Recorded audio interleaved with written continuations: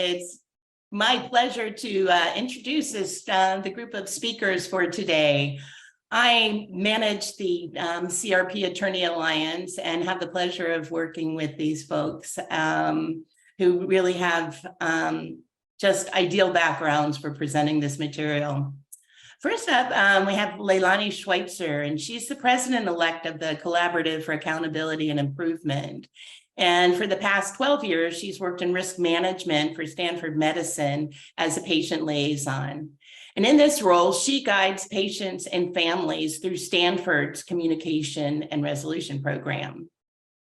Next, we have Caitlin Harrington, who you just heard from. She's a practicing internal medicine physician and attorney based in Seattle. Her legal and academic medical work focuses on communication and resolution programs. Prior to medical school, Caitlin practiced corporate law at Cleary, Gottlieb, Steen and Hamilton, LLP, and Davis Wright Tremaine, LLP.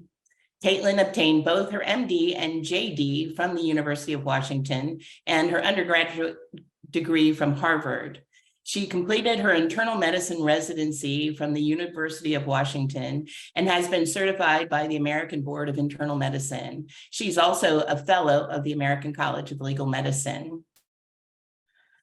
Kyle Sweet chairs the CRP Attorney Alliance, and he is a member of the board of the Collaborative for Accountability and Improvement. He's a partner in the firm Sweet Dewberry Hubbard Law. He is licensed to practice law in Oklahoma, New York, and Texas, and has spent his career representing healthcare providers in courts throughout the country. He's regularly featured as a speaker nationwide on issues such as medical staff services, negligent credentialing, perinatal safety, dealing with disruptive physicians, overcoming surgical complications, and catastrophic medical malpractice defense. And then there's Jeff Catalano, and he's a partner in Ketch's Law Group in Massachusetts. He represents victims of catastrophic injuries resulting from medical malpractice, auto and bike accidents, construction and property accidents, and food poisoning. Jeff has spoken on patient rights and medical legal issues statewide and nationally. He's also testified before the Massachusetts State Legislature on consumer justice legislation and helped to create an innovative medical negligence law.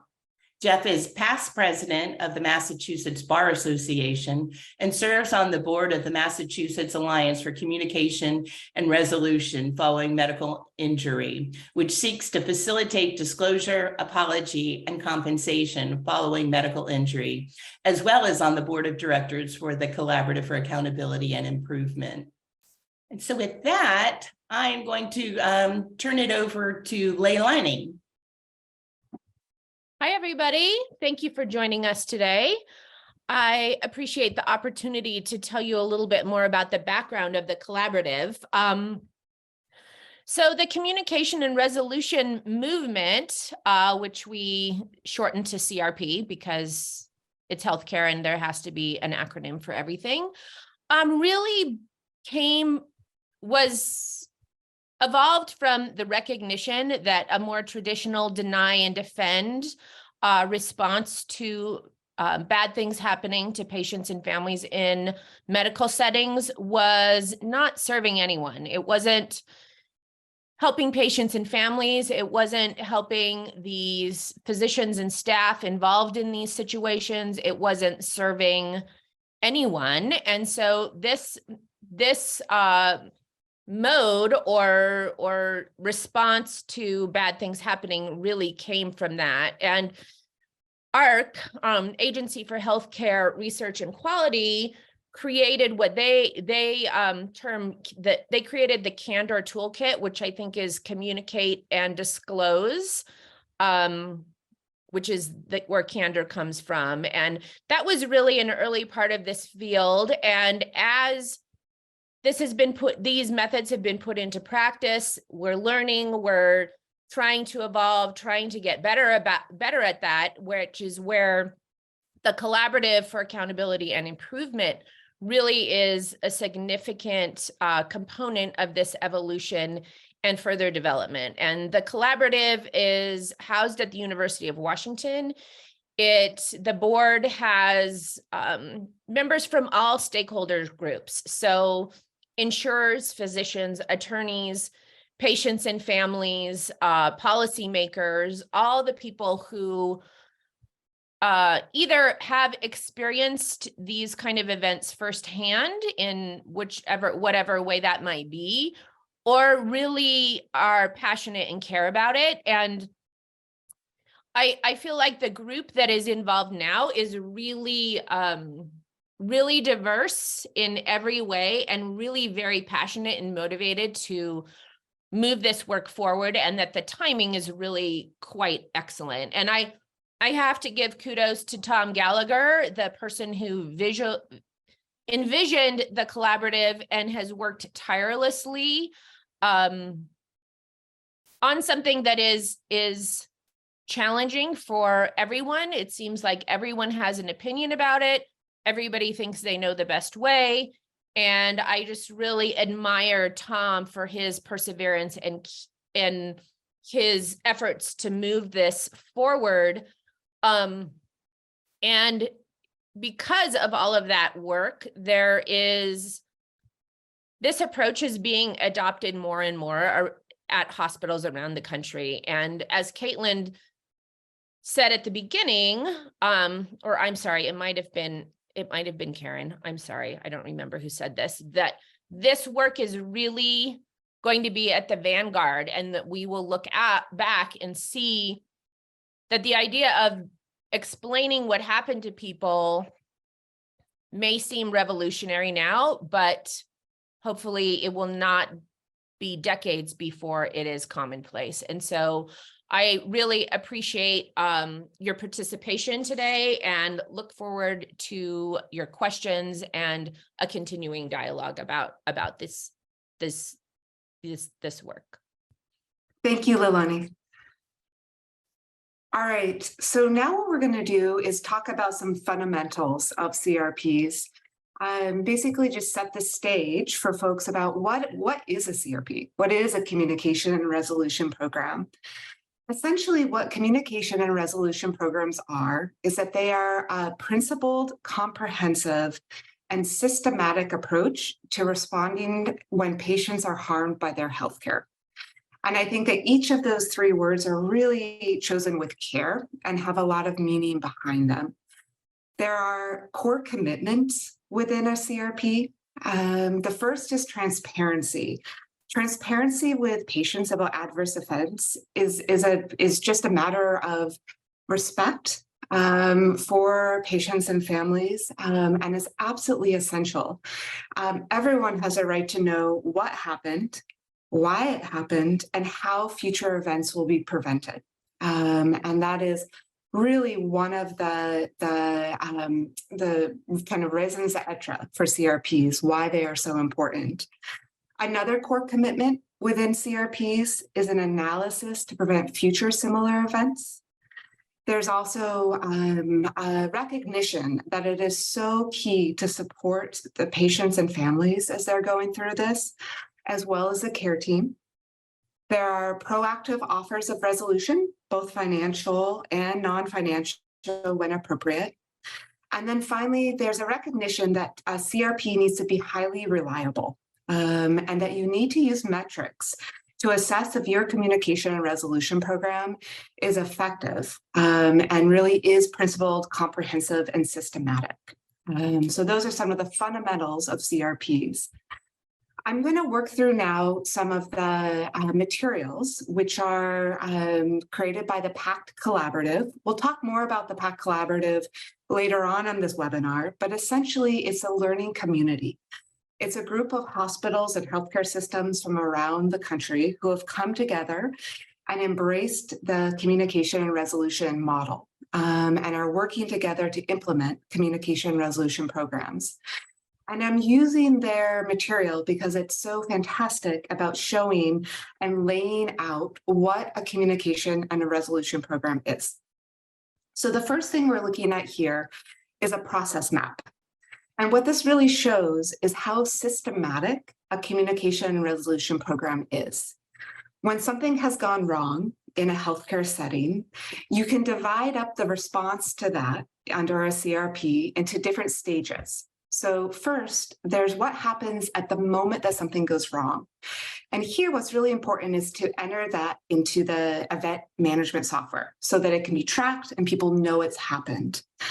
Then there's the early stage. And here, this is stabilizing the patient, identifying a lead and patient liaison. Really essential is communicating with the patient and family and offering support as soon as possible. So not waiting, but really as soon as possible to communicate with them, knowing that you won't have all the information at that point, and you can share that. You can be really open and honest about that, but you can share what you have. You also, of course, stabilize the patient in a medical setting. You gather initial information about the event. You offer peer support and communication coaching to the healthcare providers who are involved. And this we'll talk about later in this webinar as well. And then you ensure that bills are held. So that's the first stage of a communication resolution program. That's early. That's the first couple of days.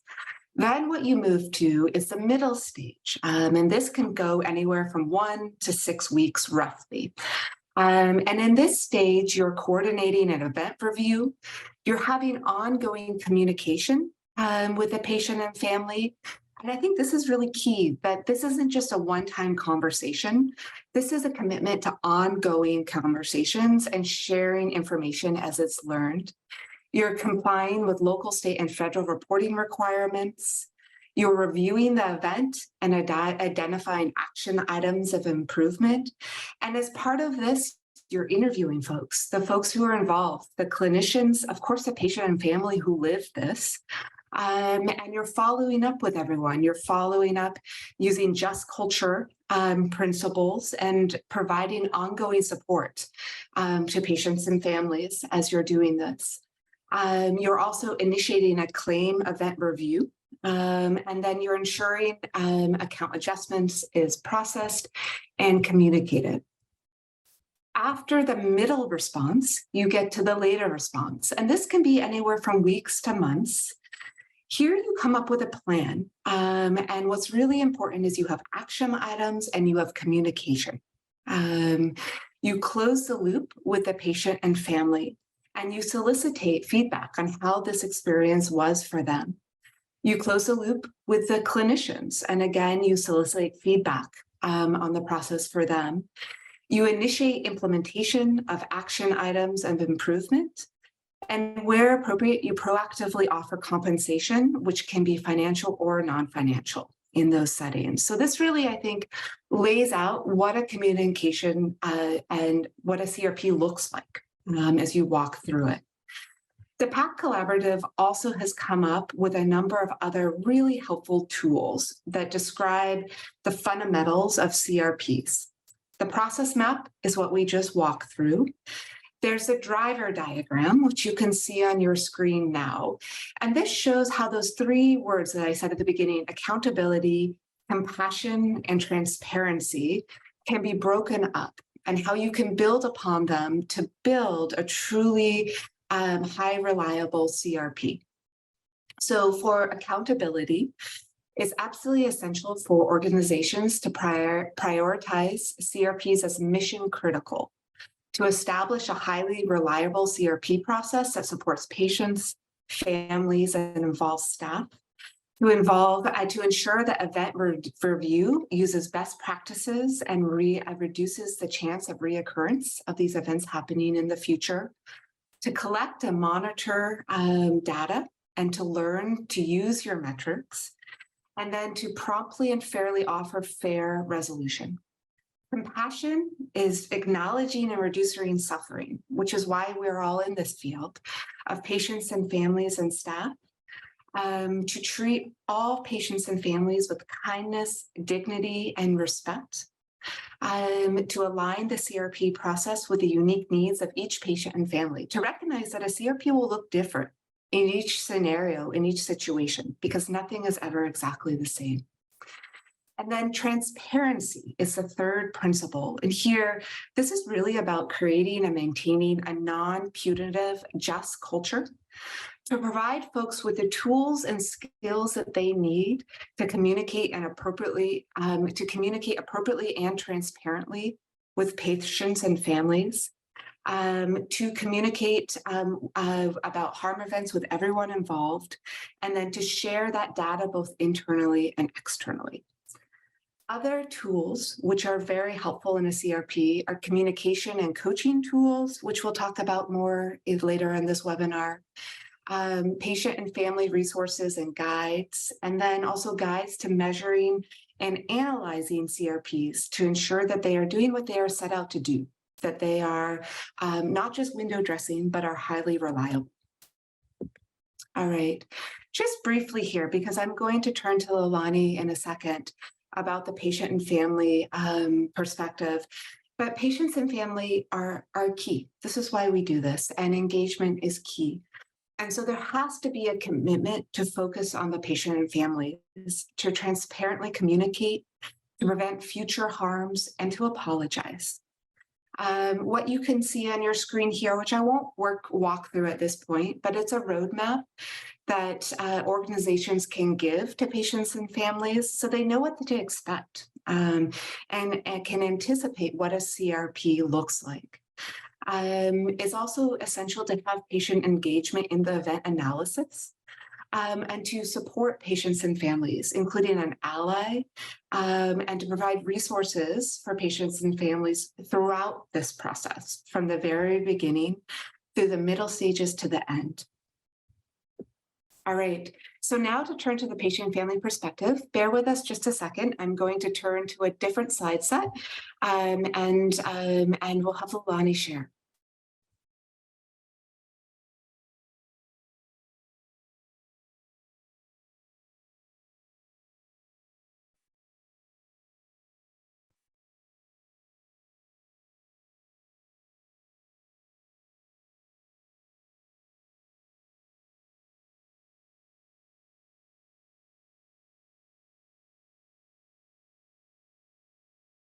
I'd like to just say right now, I'm glad I'm not in charge of the slides. Looks like a lot of pressure that I know I would crumble under. So thank you, Caitlin, for taking that on as well. My pleasure. I think we're ready. Okay. So I want to chat a little bit about what patients and families want after errors, or just after something happened to them that they don't understand. Next slide, please. And, for patients and families, communication and resolution is not this abstract theory of how do we treat patients and families. Let's do a webinar. Let's talk about it in a theoretical kind of way. For patients and families, they don't have the option of, should we talk about this? Should we deal with this? Should we recognize the consequences? Should we talk about the damages? After patients and families have had bad things happen to them, they just have to adjust to the ways that their lives have been turned upside down. So just the fact that we can sit here and talk about this is a privilege, because we are not in the place of recovering from or grieving the consequences of a medical error. And I think that's really important to remember, that we're talking about it, but patients and families are the ones who are living the consequences of these events. Next slide, please, Caitlin. And I really can't emphasize enough how important it is for patients and families to simply understand what happened to them. I can't quote the exact study, but I know that patients and families, they sue and get attorneys involved, and probably Jeff and Kyle can talk about this too, that they do this because they want to understand what happened to them. And the trend of gaslighting patients and families by not explaining is really quite harmful to everyone involved. And just that idea of not understanding what happened to you is really profoundly, profoundly harmful. And I feel like it's kind of like an infection that people who don't get an explanation, it's like they have a low-grade fever because the wondering what happened never goes away. It's constantly going to be there. Next slide, please, Caitlin. And it's profoundly important that patients and families know that what has happened to them is not going to happen to others. I've had the privilege of working with hundreds of patients and families who have had adverse events in their care. And I can think of the one person who did not say, I want to make sure this never happens to anyone else. I think she was just so traumatized that she couldn't think past the tip of her fingers. But it's like a universal truth that we want to understand what has happened and to be sure that it does not happen to other people. Next slide, please.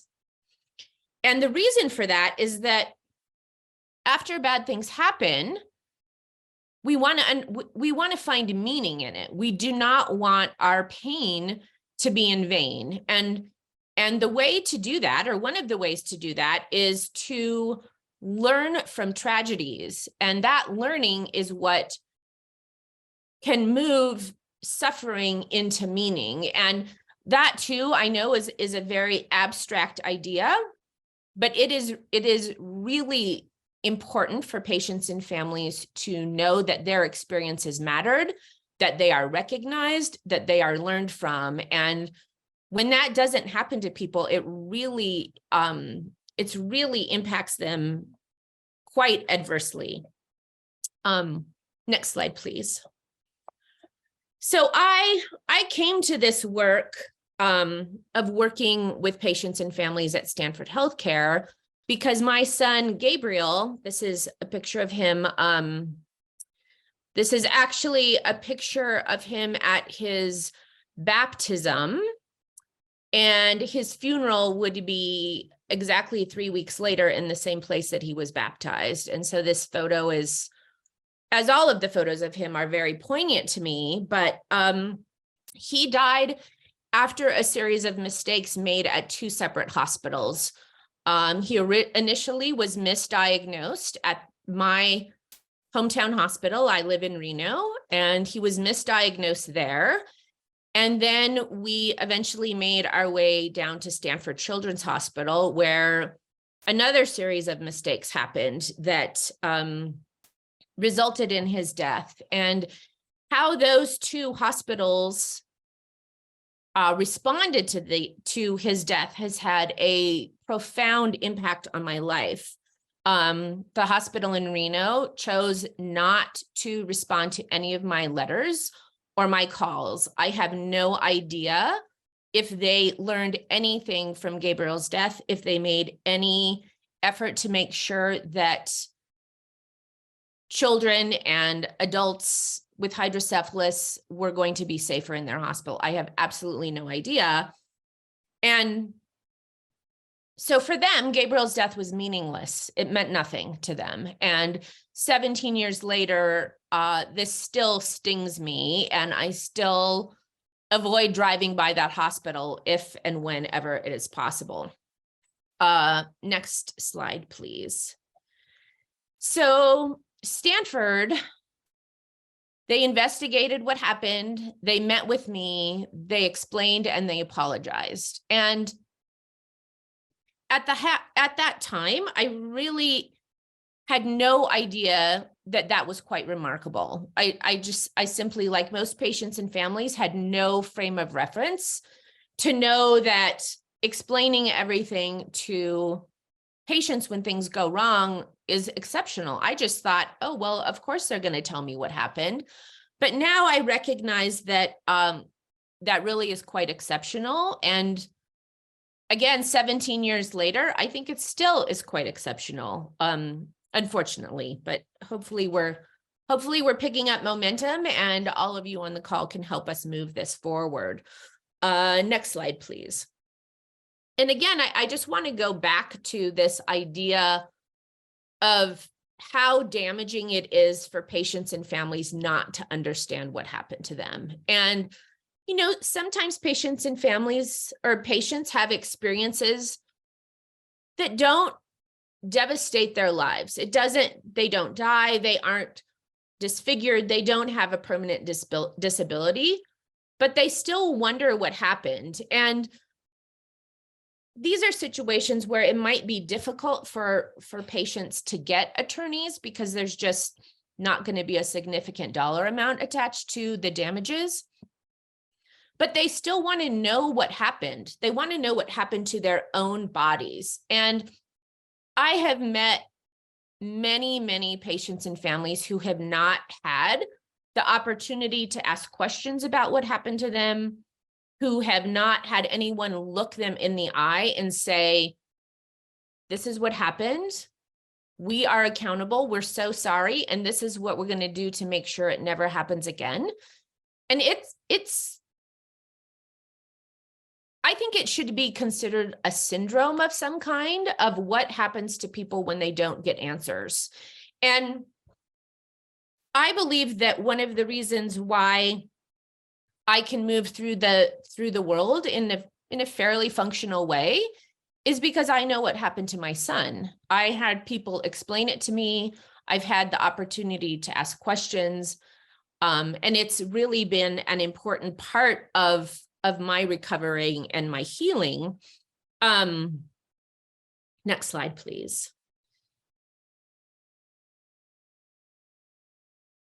Oh, next slide, please. Oh, I'm sorry. Can you go back? I'm sorry, Caitlin, to patients and families want to recover and heal.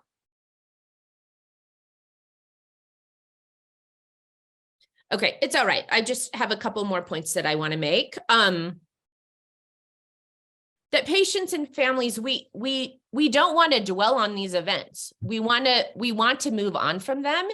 And a really important component of that is understanding what happened and having the opportunity to forgive the people who were involved. In my work at Stanford, I have seen how transformative it is for physicians to be forgiven by patients and families when patients and families are able to understand what happened. There's one case in particular that I remember very clearly that a young child had come into the emergency department. Absolutely everything went wrong, and that child passed away. And we did a review of the care, and it took months to fully understand what happened. And we finally arranged the meeting to bring the family together with the physician who was involved and explained everything what happened. And the parents, they walked into the room, and their body language was so revealing. It was like they were walking into the wind. They were hunched, and like it just took everything they had to simply walk through that room.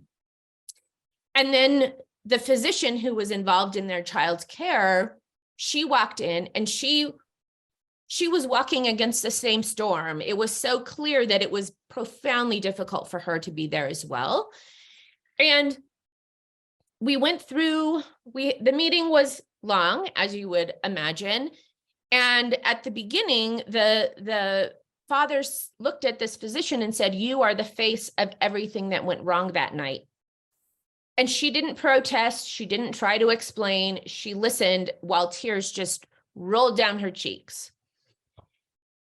And then the physician had the opportunity to explain what had happened, that what had happened outside of the room. The family was in the room with their child. They didn't know what was going on behind those walls. And so the physician had the opportunity to explain that to her, to the parents. And she had been doing a lot, and she was heartbroken and frustrated by her inability to solve the problems that were piling up. And at the end of that, the father said to her, "We had no idea you were fighting so hard for her." And the three of them embraced. And it still gives me chills to think of that moment and how profound it was for that physician to hear those words from the father. And I guess I just cannot emphasize enough how important that is for patients and families to be able to understand what happened, to stop wondering themselves, to stop feeling guilty themselves, and to offer forgiveness and receive apologies. So I hope that is something that you can take away from this meeting. So thank you for all of your efforts, and thank you for listening. Thank you so much, Leilani. I think that for folks on the call, that is the most important thing to take away from this meeting. Absolutely. I am now going to do the dance of the screens one more time, so bear with me.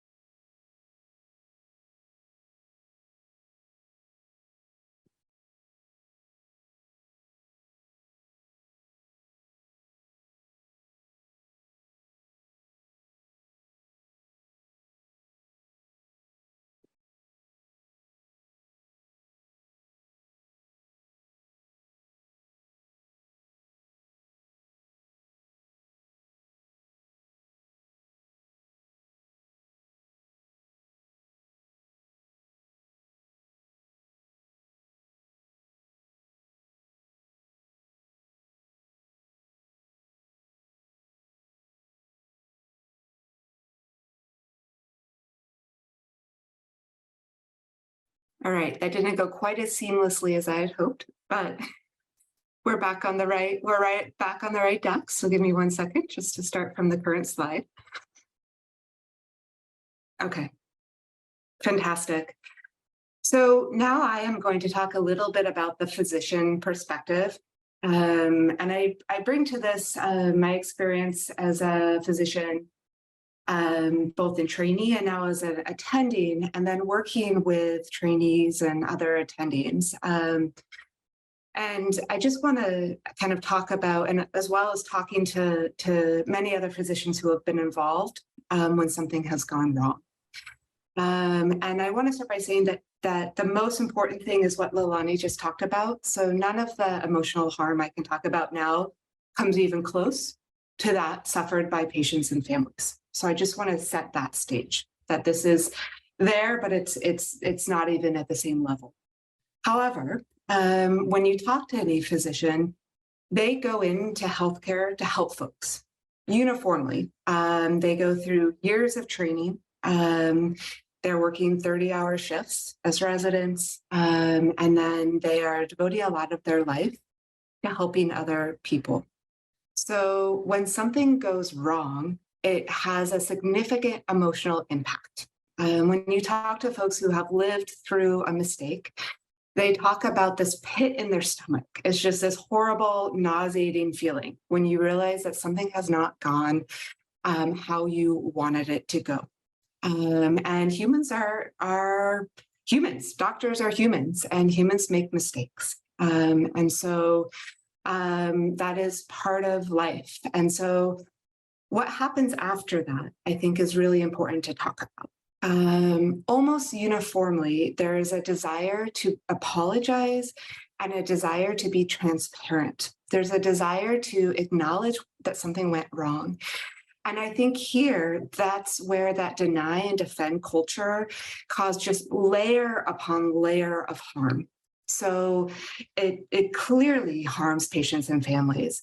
It also harms the care team who are involved. To not be able to apologize, to feel like you have to hide, to feel like you can't tell people what happened, and to feel like you can't explore to ensure that future, that event doesn't lead to future harm, and that there's not additional events that are like that event that are harming other patients and families, is really, really destructive to folks. So I think that it is really important to acknowledge both how the medical malpractice system and the deny and defend culture harms patients and families, but it also harms the care team. And it's a harm which goes on for years. People don't forget. And Leilani's description of that doctor sitting there with tears going down their face is so evocative. And I think really shows externally what is often going on internally for folks in these situations. So there's a lot of pieces to this. One is just changing to a communication and resolution program model. That's essential. A model which allows people to apologize, which allows people to be transparent, and which allows people to learn. There's the importance of peer support as you go through this and adjust culture. And then there's the importance of communication tools and practice, which I'll talk about in just a second. I also want to just take a moment and direct folks, if they have time, to a webinar which happened last year, which was where there was 3 clinicians who are leaders in their field who sat down and talked about what it felt like to go through the medical malpractice process. And what they learned from that and the ways that we can improve. That's available on the collaborative website. So I really encourage folks, if they have time, to go to the YouTube channel and watch that, because they really clearly explained what it felt like. All right, so physician engagement. I think that once we all accept that the deny and defend culture does not work, and that we need to embrace a communication and resolution program model, then it becomes important to talk about tools and how can we equip care teams with the tools that allow them to address medical error in a better way. The first is coaching. And I would say that intentional communication is vital. That in the medical just system overall, when you learn anything, you practice. If you're putting in a central line, you don't just sit down and put in a central line. You practice. You learn from others who have done it before. You do it many times, and it is only after much practice that you feel comfortable doing that procedure. And intentional communication should be no different. There should be coaching. There should be practice that goes into how you communicate in these situations, because these are situations of high stress and high emotions for everyone in that room. So supporting a clinician to give them the tools to do that is essential. There's also the importance of peer support programs. And here, what I really want to say is that what these do is that they remove the stigma and they remove the feeling of being the only one this has ever happened to. So when I sit down and I talk to residents about mistakes that happen, almost everyone in the room can talk about things that have not gone how they wanted it to do. And what you find is that they're carrying this very heavy burden where they feel like it's because they are a bad doctor, and that this is the only one, and they're the only one that this happens to. And that's just not the case. And what that does is that it creates this very heavy burden for the clinicians. I feel pretty strongly it can lead to burnout. And it also prevents future learning as well, and assuring that similar events don't happen to other people. So peer support is so important for that perspective. And then it also allows providers to continue to provide high quality care to their patients, which is what everyone wants and why people go into this field to begin with. There are examples of peer support programs throughout the country. 2 of the ones which I know are the Brigham and Women's Hospital peer support, and then University of Washington also has a strong peer support program as well. So just to kind of talk through that is absolutely essential. All right, now I'm going to turn to Kyle to talk about the professional liability carrier perspective. Thank you, Caitlin. I appreciate that. And thank you, Leilani. And I've heard Leilani speak before, and it's always, it's the engine that drives what we do at the collaborative.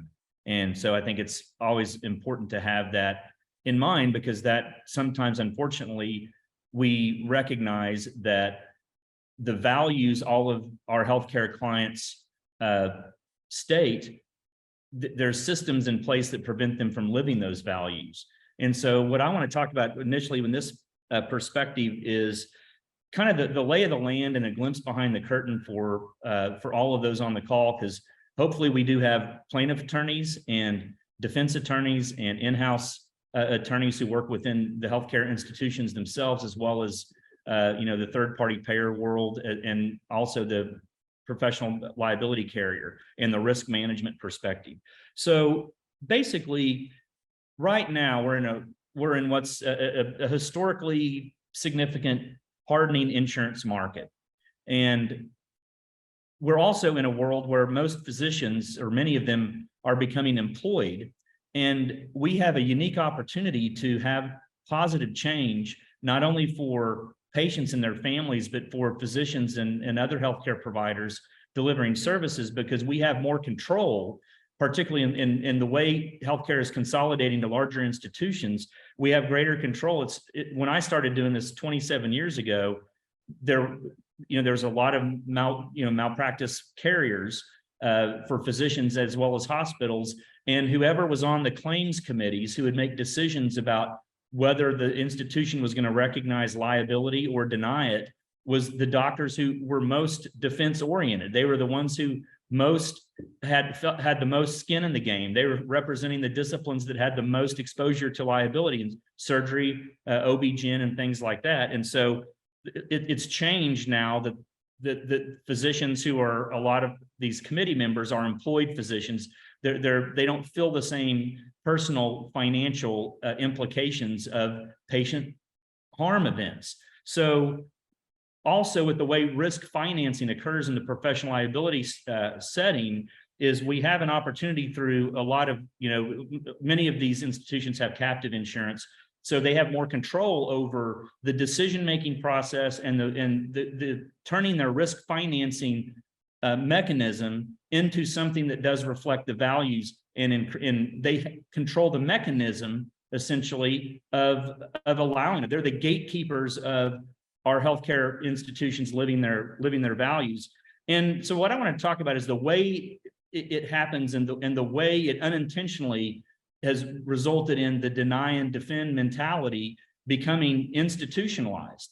And Leilani wonderfully pointed out that from not knowing what happened for the perspective of a family is like an infection. And I think from that infection to an institution becomes like a contagion. And it's a contagion that has the implication and manifests itself as prevention of the institution from living its values that are plastered all over its website, all over its billboards, all over its emails and text messages that it sends to its patients.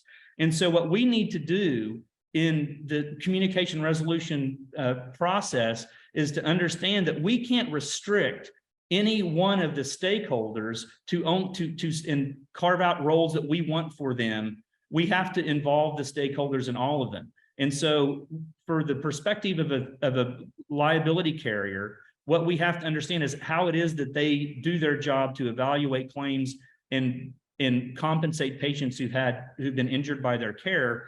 But we also have to understand that we can't restrict them to only being the R, only being the resolution, only being the compensation. And we have to focus on the original C in the CRP process, which is communication.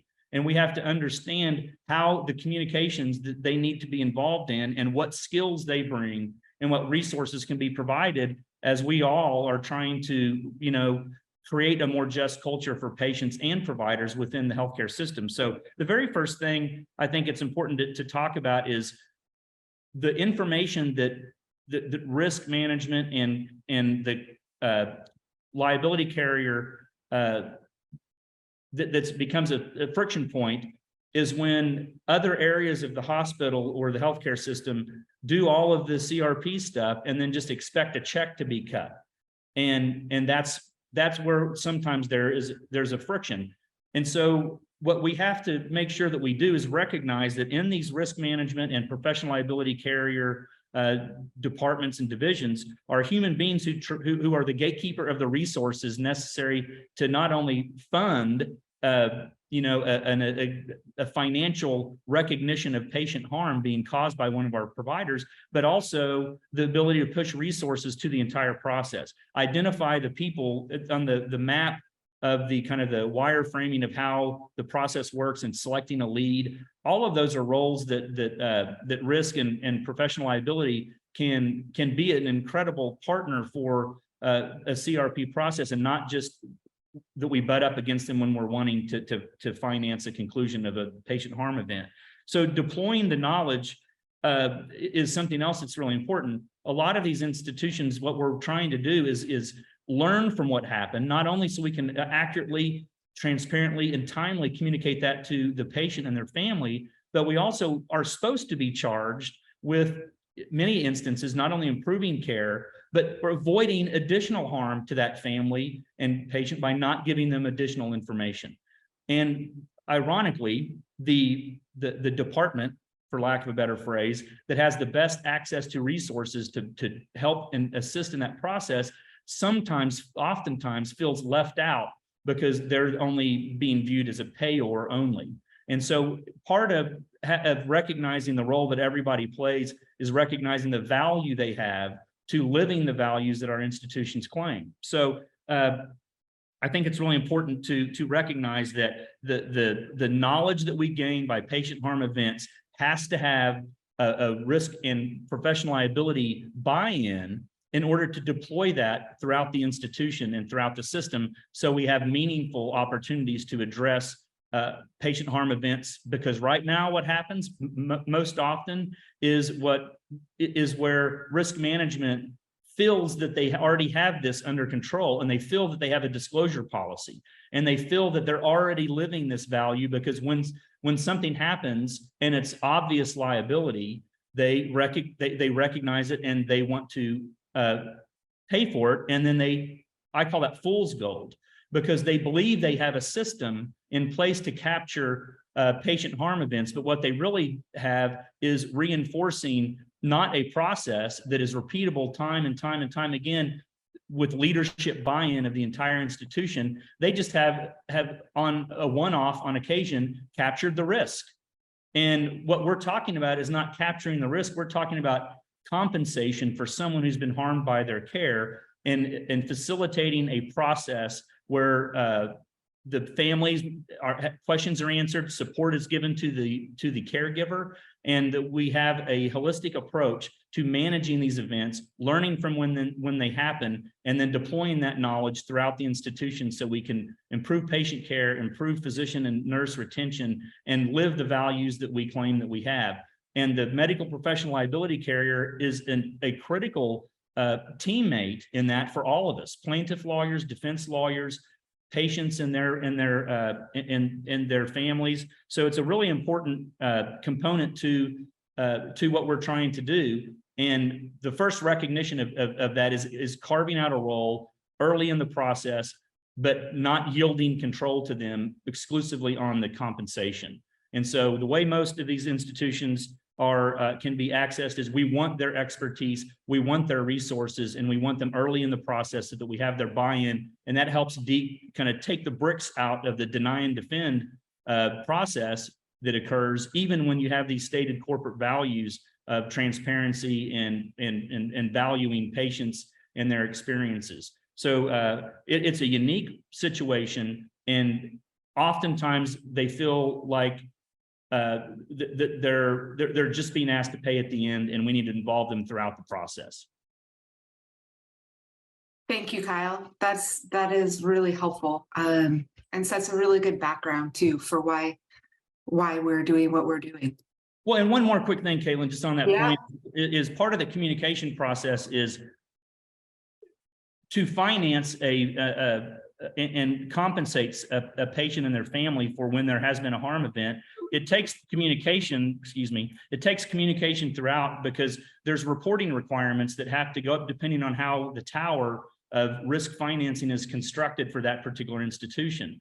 And so that takes time, and post a patient harm event it erodes any trust that may have existed, and certainly increases distrust. So the earlier on the professional liability carrier can be involved, they can begin the reporting process to the levels of insurance that the facility has that may be invoked by the particular type of patient harm event. So there's some logistics, some behind the scenes things that are really dependent in order to fulfill the financial obligation that may be owed to the patient vis-a-vis their patient harm event. So it really is important to involve them early, and we're going to have to continue to do that and work with them and train all of our people, because a lot of these institutions that are in creating the CRPs and going through them are having to redeploy people who already exist within them. They're not hiring a new CRP team. They're training and remobilizing their human resources to address these issues and participate in the CRP process. Absolutely. Yep, absolutely key to the success. I agree with that. All right. And now we will turn to the attorney role in CRPs, and I'm just going to briefly introduce this before turning it over to Jeff and Kyle. One thing I want to talk about at the beginning is the Attorney Alliance, and this is a community of attorneys who support communication and resolution programs. It's run through the Collaborative for Accountability and Improvement. And it's a resource for attorneys who counsel and represent basically all the stakeholders in this process. So we'll talk more about this later, but I just want to set the stage with that, and also set the stage by saying that attorneys are vital to the success of communication and resolution programs. They provide, and that CRPs provide a way for attorneys to really help their clients, both providers and the patients. And the attorney roles are varied. They include coaching, support, facilitation, review, translation, and more, as you'll hear from Jeff and Kyle. So now I'm going to turn to Jeff to talk about the Massachusetts Alliance for Communication and Resolution as an example, really, for CRPs. And Jeff, I think what I'll do here is I'll stop sharing my screen so you can walk through. Sure. Yeah. Thank you, Caitlin. Well, it's definitely a pleasure for me to be able to speak about macrame, as we call it in Massachusetts. I'm going to share my screen, which is really the website of macrame. Now, just by way of quick background, macrame is an organization of individuals, board members really, who consist of hospitals, insurers, importantly, to Kyle's point, the Massachusetts Bar Association, of which I am the representative, as well as the plaintiff's attorney on the board, the Mass Medical Society, and nonprofit patient safety groups. We were formed a little over 10 years ago. I was very fortunate to be part of this organization when it was, I'll say, in the crib. We then had our toddler stage. We were trying to learn how to walk on 2 feet, a little wobbly. But now we're fully on in the, I would say, preteen, teenager stage, which means that these programs, ours included, require a lot of nurturing and careful observation, because like teenagers, for those of you who have them, they can certainly become recalcitrant and say, no, thanks, Dad, I got this. Or they can sort of be receptive to input and therefore become more goal-oriented and successful. And that's really the role of the collaborative and of macrame, to assist these hospitals in this process that they're undertaking. And we've grown substantially in the last 10 plus years. And we're seeing a sea change, as was mentioned early on by Caitlin, as this being the wave of the future, really, in terms of where hospitals are going. This amount of transparency, for those who've been doing it as long as I have, which is over 25 years, is really encouraging. The deny and defend was certainly embedded into me when I was a defense attorney early on in my first 5 years of practice, and then became a plaintiff's attorney. And I always felt very uncomfortable with that. So I'm very pleased that this is where we are at this point, where we're having these webinars that are well attended, that are spreading nationally, and that everybody seems to be interested in, attorneys, physicians, insurers, hoping that this is the way to go. Now, I want to talk a little bit about how macrame works. And you can see this is our website. It's been developed over a long period of time. We have several important things I want to point out in our resource library, one of which is a series of so-called best practices. Now, these are designed to help not only attorneys, but for patients, but attorneys, as it says, for healthcare providers, and best practices for insurers. Best practices meaning, I'll pull one up for example, what's the best means of facilitating communication and resolution when there's an adverse event? And for attorneys, and of course, I helped to draft this along with many other people, it really talks about how to approach this in a way that's conducive to getting answers, which Leilani mentioned, which is so critical because in so many of my cases throughout the years, people come to me and the first question out of their mouth is not, how much money can I get? It is, what happened? No one's talked to me. I don't know why it is that my child is so severely injured because no one would tell me. And they come to me for answers. And ideally, you'd like to get those answers before litigation, if possible. You want to be part of the facilitation as a plaintiff's attorney of what happens in these meetings. And the best practices is a way to sort of, it's a one-page document, to sort of get familiar with how that's done. And then in addition to that, there is algorithms that we have that describe how the process takes place. And I can share that screen as well. You see, I'll stop share and share a new screen. And does everybody see that? Working shockingly well so far. Now, this is our CARE algorithm. This is the process that occurs once there's a serious event. And this is what the hospital that are part of macrame, the hospitals, go through in order to assess it. I'm not going to walk you through this, I promise. It's the easiest way to lose participants and audience members is to walk them through the algorithm. So I'm not going to do that. But you can see, importantly, that this is the result of a lot of input, a lot of thought, a lot of consideration. Does it work perfectly? No.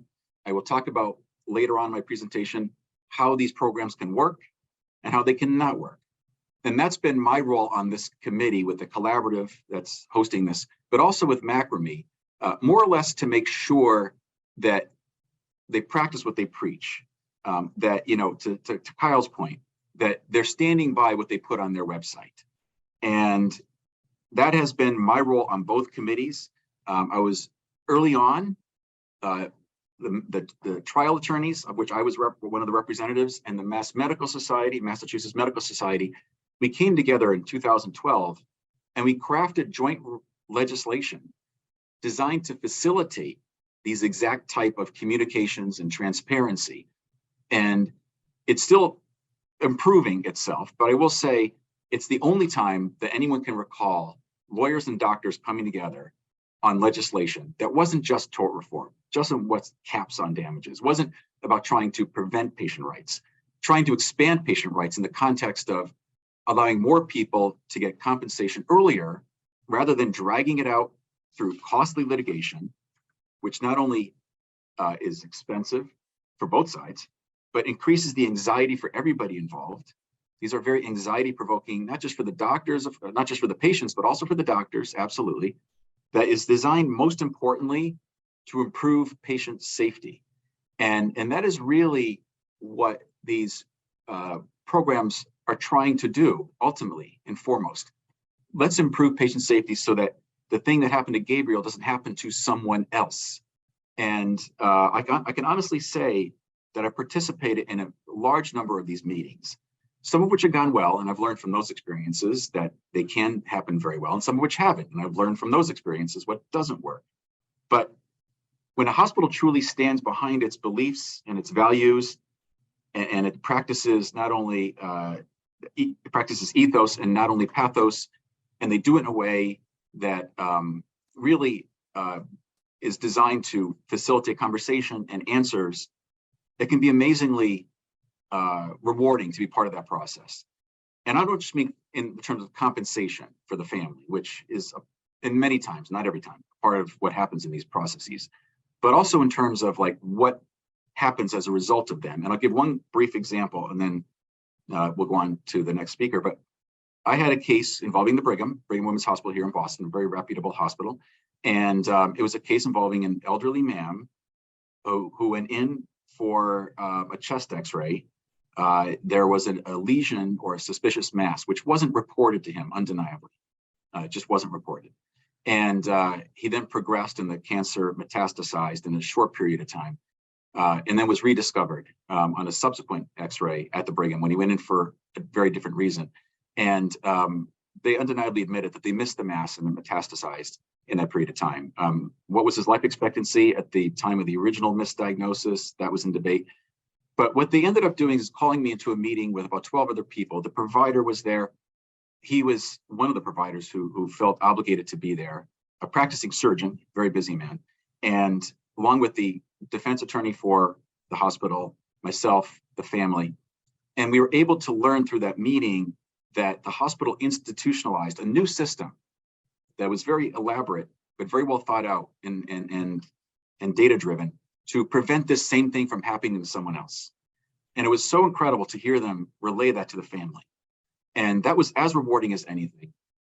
We did get early compensation, which was important because this gentleman who ended up dying before this meeting, his wife was in early stages of Alzheimer's. And it just was a resolution to something that could have dragged out for years. But as an example of how this can work so well, and it's why I'm so committed by participating in these webinars and lecturing, which I have across the country actually, about these programs, because I'm so committed to getting other attorneys like myself invested in them. I'm going to stop because there's so much more I can say about, how these meetings can go well or not go well.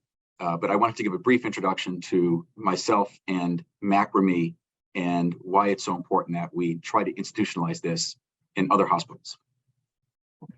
Thank you, Jeff. That's so helpful. And I really look forward to hearing your perspective later in the webinar on the plaintiff attorney role in CRPs too. So thank you, thank you. Okay, I'm going to share my screen again.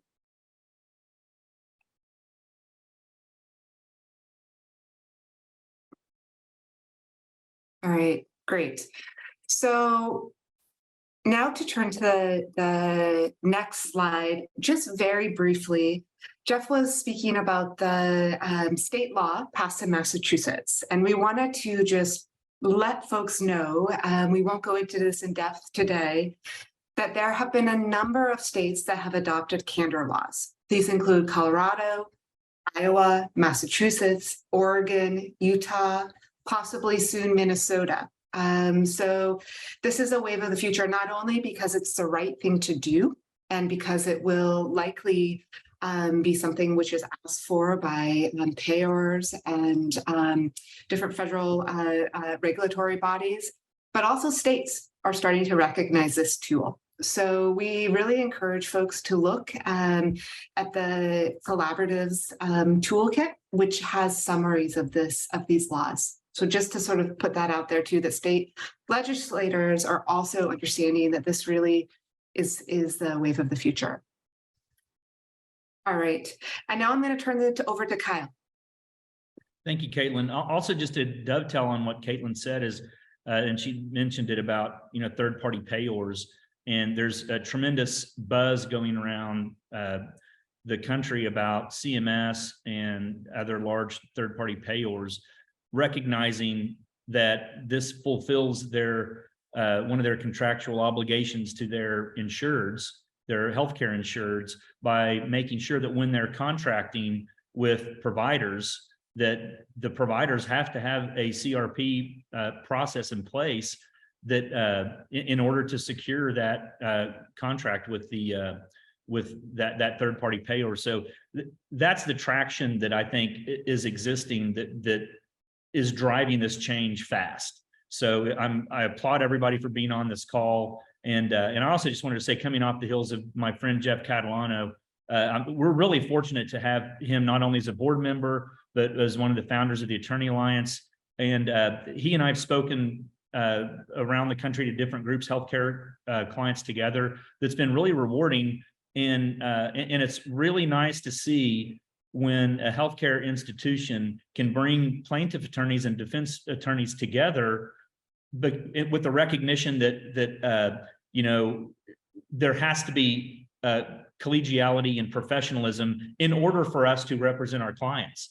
And so we're not sharing all the secrets with one another. we're recognizing that in sharing information on how to better represent our clients, there's collaboration that occurs that I think will also help continue to facilitate the successful implementation of these programs that that have so much traction right now. So basically, you can't talk about the role of a defense lawyer without talking about the historical institution known as deny and defend. So the way that really has worked historically for defense lawyers is, and this is the way I was trained, and basically you deny, you admit nothing, deny everything, demand proof, and counter allegate. It wasn't me, it had to be someone else. It was something the plaintiff did. They were a smoker, they didn't take care of themselves, they're obese. And you still see this going on today. This is not antiquated, unfortunately. Those are important factors that can be addressed in a CRP process, comorbid factors and things of that nature. But what we have to understand is that the most important part of our obligation as a defense lawyer is to meet our ethical obligations to our client, a physician, a nurse, a healthcare executive.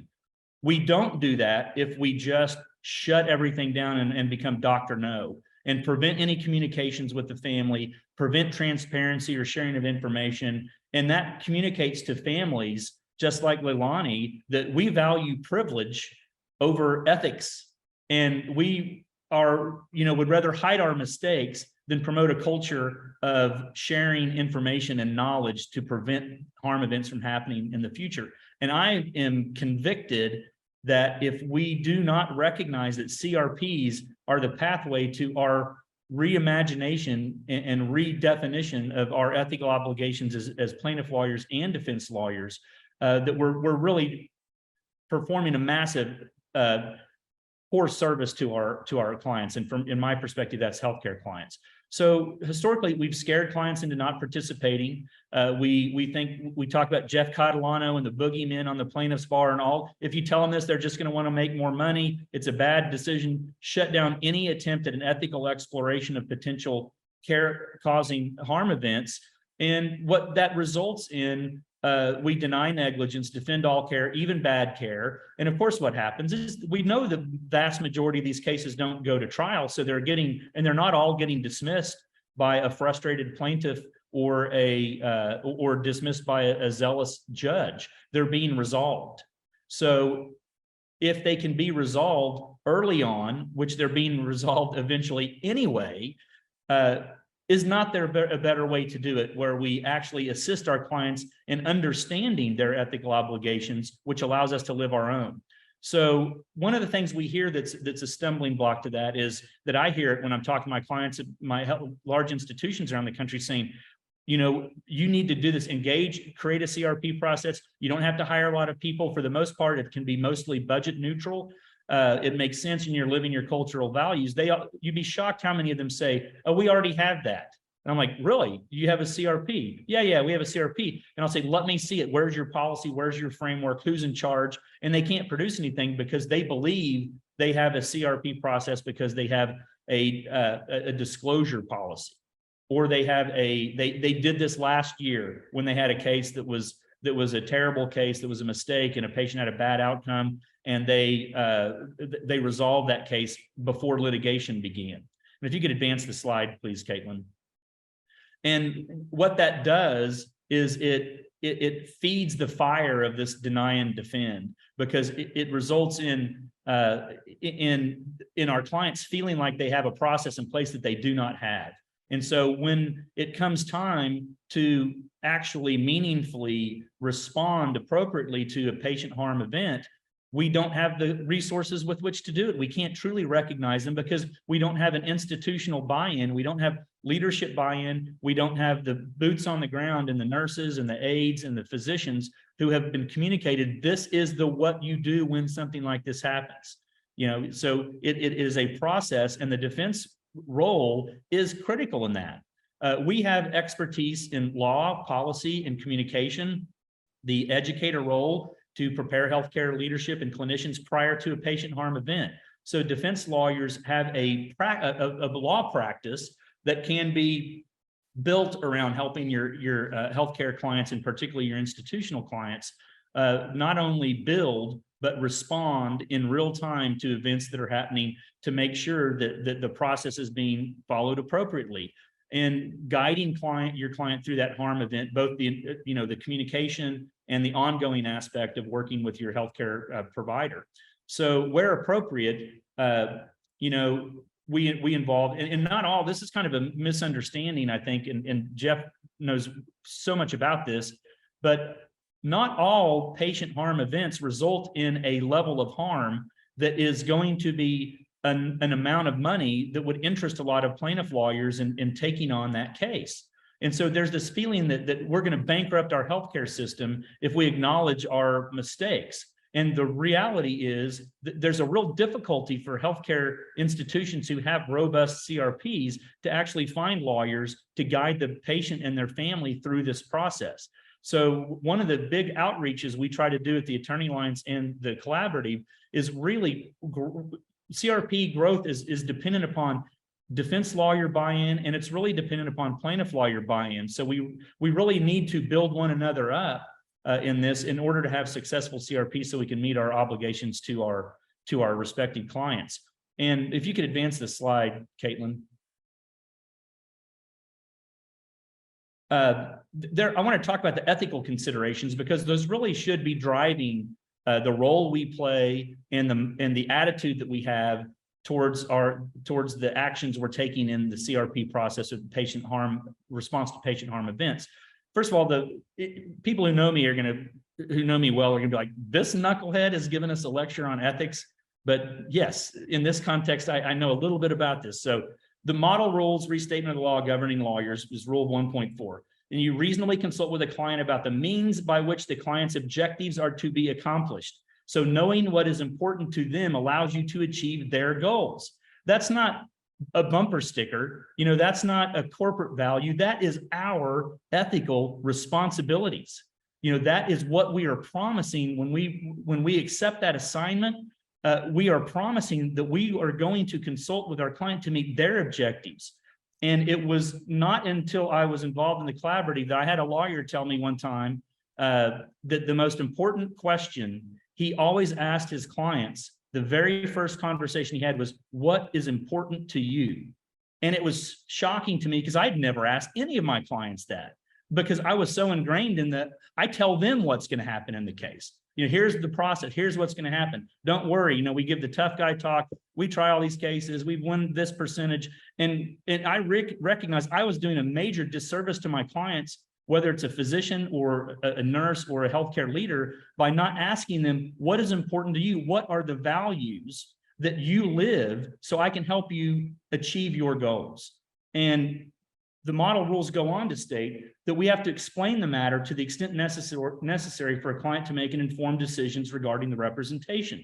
So we do not have the level of control over our clients that we brag about or that we may desire. They have the ability and the right to scope out our work that we will be performing for them. And also there's a conflict of interest, and under Rule 1.7, the risk that representation of one or more clients will be materially limited to the lawyer's responsibilities to another client, a former client, or a third person, or by a personal interest of the lawyer. And I say that because oftentimes, and particularly with the legal spend concern in institutions because of the financial economic dynamics at play, we're being asked to represent more and more people within one event.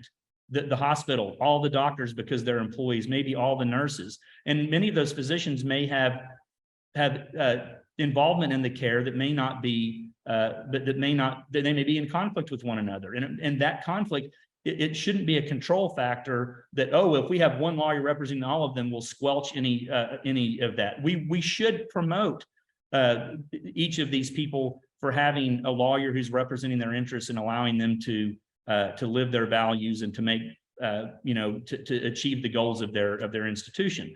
But most importantly, I think is the last phrase, the personal interest of the lawyer. And this is both for plaintiff attorneys as well as defense lawyers.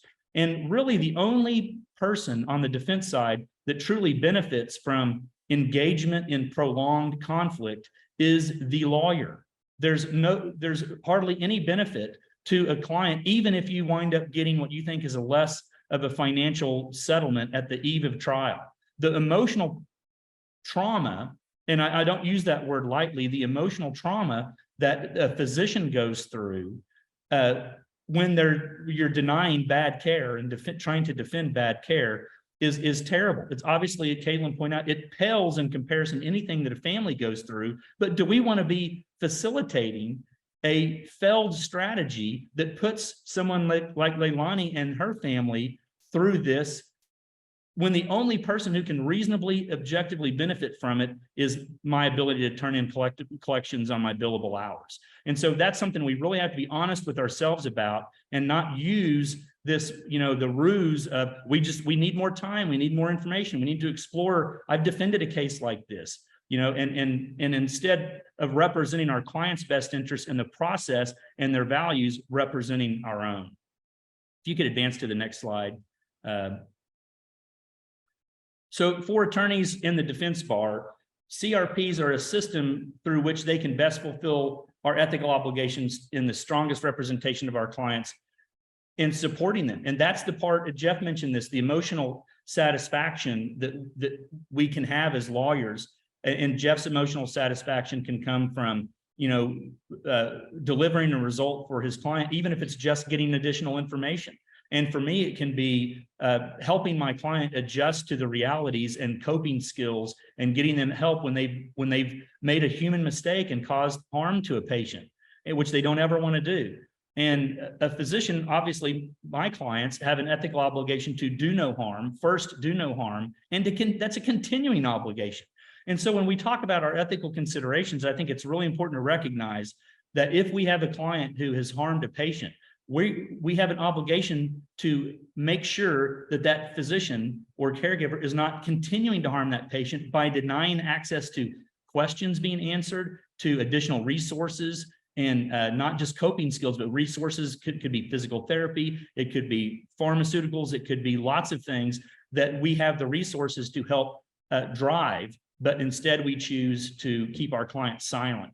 And that ultimately, I think, kind of wraps up the ethical obligations we have as defense lawyers to recognize when what we're doing is not helping them do no harm, it's continuing harm over and over and over again. And it doesn't mean that the cases all of a sudden won't be defended. There's often dispute over what happened, and those cases will be in litigation.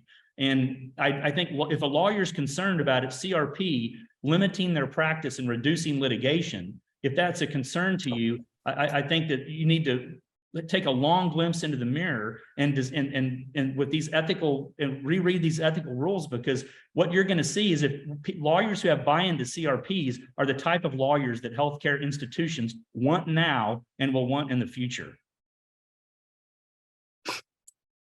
I so agree, Kyle. And I will say that I often tell physician colleagues that your job doesn't end when a mistake happens. You are still a doctor and you still have obligations to do no harm. And that involves everything that's part of a CRP. So I really echo that. All right, Jeff, I'm going to turn over to you now to talk about the plaintiff's role. Thank you. First, I got to say, wow, because every time I hear Kyle speak, I learn more perspective that makes me so incentivized and encouraged by what can happen.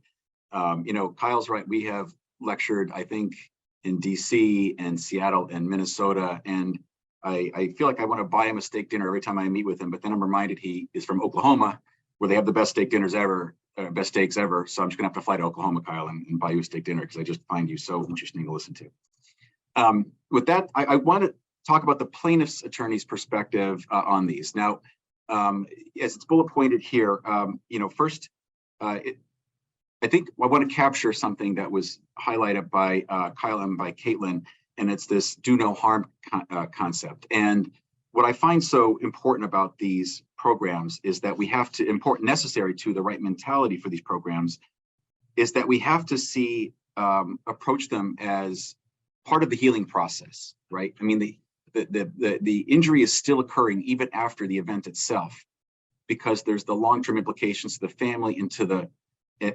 victim, if the victim is still alive from the mistake. And then also for the physicians. And if we see ourselves as part of that healing process, part of that continuum of care, it sets the right mentality right away for going into these meetings. And so as it's bullet pointed here, following harm events, the plaintiff's attorney's representation of patients and families allows for them to act as advocates and translators during both the initial communication and ongoing conversations. So important to explain what this means. Yes, we are advocates, but the way I approach these meetings, and it works for me, is I don't go in there as a zealous advocate, wagging my finger and pounding the table. It's more of an opportunity to be a voice for them. It's important to recognize the power differential that exists within these meetings. You have a vulnerable, emotional family or individual who is having a hard time processing what all happened at the moment, assuming even if these events take place later, it doesn't really matter. Time doesn't necessarily delude the emotions that play out after an event. And so your role is to sort of facilitate this initial communication in a way that allows them to understand what's being said so they can process it appropriately. And because clinicians, because their vernacular is very different, will use clinical terms that they just assume because of the world they live in, that this is understandable to even, the smartest of lay people, but oftentimes it isn't. And that's what I find an important role. They're seeking accountability, not for the purpose of punishing or shaming. I don't think that should be what the goal of these meetings should be. And our job is to educate the client that that's not what this is all about. It's about to get answers, to, yes, convey, how you've been impacted by this to hopefully receptive ears. And I think that the way that if that's kept in mind, if on the other side of the so-called table, usually these are on Zoom these days, but often sometimes in person, if the providers understand that this is not intended to be a shaming event, if plaintiffs' attorneys understand too that this is not a cross-examination opportunity, it's your ability to facilitate dialogue at a critical point in time when your clients are seeking answers to what happened, and ideally an apology if warranted. And apology goes a long way. I'm proud that Massachusetts now has an apology bill in place that allows doctors, healthcare providers, to apologize after a mistake and not have that used against them at trial. I think that's something we teach our children, and it's something that we want to be able to facilitate as adults, apologies for when mistakes are made. Because, to the second bullet point, patients and families often describe a feeling of vulnerability following a harm event. And effective, compassionate representation helps to counteract that power differential that can occur between clinicians and patients and families within the healthcare system. Again, the vulnerability comes from the fact that they are very emotional. They haven't been given answers. They're anxious. They don't know what their future holds for them, if there's long-term care necessary because of the event. And they're just really looking for providers who have a listening ear, who are willing to, help them understand what happened. And our role, as it says in the next bullet point, is to guide them on the questions they might want to ask and advise them on the systemic steps involved in the CRP. So again, just as we as lawyers don't want to go in there, guns blazing, which would be counterproductive to what the whole process is about, we have to remind our clients that this is not their opportunity to scream and yell. Not that they all want to do that, but some are very emotionally impacted by what happened. And it really is an opportunity for them to just, learn more about what happened. And that really requires that, frankly, before the meeting, you set the terms with your client of what's to be expected and what they should anticipate from this meeting. It may not be that they're going to come with an open checkbook, and they should understand that. That is not how it works. But, they should be prepared for what typically would happen in these meetings. And I usually educate them on, I find out ahead of time who's going to be present. I talk with the risk manager ahead of time before the meeting to try to understand their perspective and what their goals are, so that, I'm educated. So when I go in there, not blindsided by whatever they may say, because they may say it's a very defensible case and they're very regretful, and they say it in a very diplomatic way as best they can under the circumstances. And my role is to learn that early on as an attorney. Our role as attorneys, plaintiffs' attorneys, ideally, is to learn that early on. So again, so our clients aren't blindsided and they're not shocked to hear that their position is that we've done a thorough analysis, and as unfortunate as this is, we don't feel it was a result of medical negligence. And that has happened a few times. And my role is to hear that and to process it and to determine if what they've offered up in terms of answers is sufficient to indeed determine that there was no medical malpractice. It's not always the case that that can happen. Sometimes the cases are more complex. Sometimes there's multiple providers involved. Sometimes the nuances are not necessarily evident on the surface, and one needs to do due diligence, that being the plaintiff's attorney, to dig into the records, to get appropriate experts, to really find out, what happened, was there harm, and what was the true consequence of that harm, so that the client is appropriately represented. And that's, an important role that we play. And the other point I would make is that as far as the logistics go at the meeting, I think it's important that, and by the way, I want to say that I commend the collaborative for encouraging, as does Macrame, plaintiffs' attorneys to be involved. There is a hesitancy I sensed early in the beginning of these meetings 10 years ago when I would attend. In fact, not even hesitancy, I was legitimately barred from attending some of these. They wouldn't talk unless the plaintiff was there without me present, in very tragic cases involving death of children, where the communication, again, could go completely wayward. And in fact, did go wayward because I wasn't there to help facilitate the dialogue. And if the intent was to prevent me from hearing what they had to say, well, that was kind of foolish, because they would then talk to me exactly about what was said after the meeting. So that didn't accomplish that goal. It just made them more upset that they were told an attorney couldn't be present in the room. And I think that we gravitated away from that. And I'm very, very happy to hear that.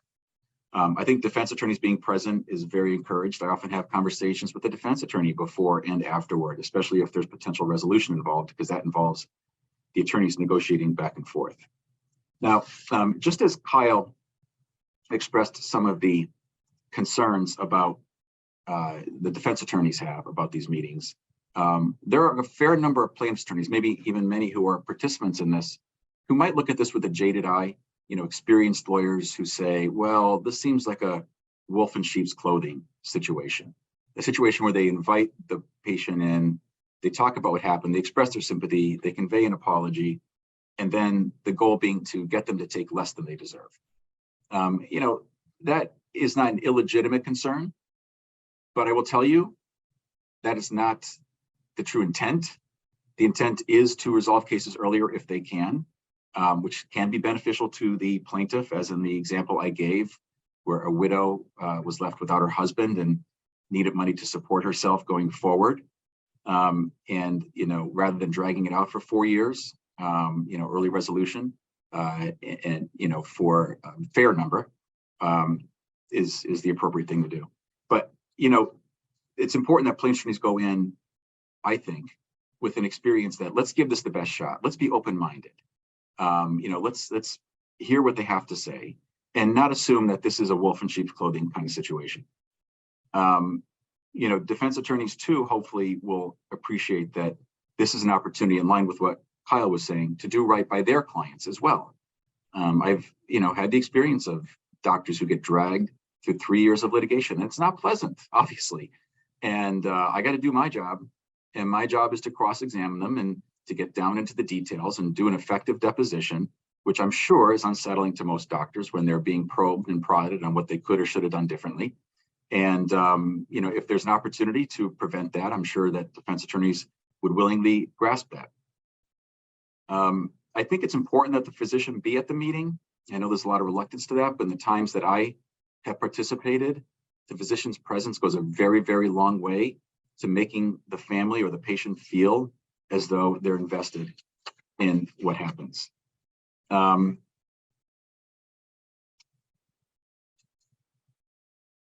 other thing I would say is that make sure that after the meeting, there's appropriate follow-up. You want to know what's happening. And this is where things can still go awry. There's a good meeting. Everybody has a kumbaya. There's a representation of some sympathy and even an apology. and there's a discussion about how they're going to try to prevent this from happening in the future. And then there's even a discussion or an insinuation that compensation is warranted. But to Kyle's concern earlier, if the insurer is not invested in this process, then what can happen is this: the hospital, this is true in all most of the Massachusetts hospitals, they do their internal analysis using the algorithm I demonstrated. They have the meeting, they determine that things didn't go the way they should have, that it was preventable, let's say. And then it gets passed off to an insurer. And if the insurer is not on board with all this, they, for alternative reasons, can take a very different attitude towards this. And either they can determine that the case isn't something that deserves compensation, which really sends things spiraling downward with the hospital's own internal analysis is concluded otherwise, or they can drag it out for an extended period of time, which has also happened. And so you have this great meeting ahead of time, and then the hospital has done its job, but then the insurer just isn't invested in early resolution, necessitating increasingly more challenging communications, we'll say, and then increasing the desire of the plaintiff to say, to hell with it, let's just go to suit. So there is an ongoing role that we have even after the meeting. And then Caitlin, I think I might have missed a slide. I don't know if I covered this. There's one more after this.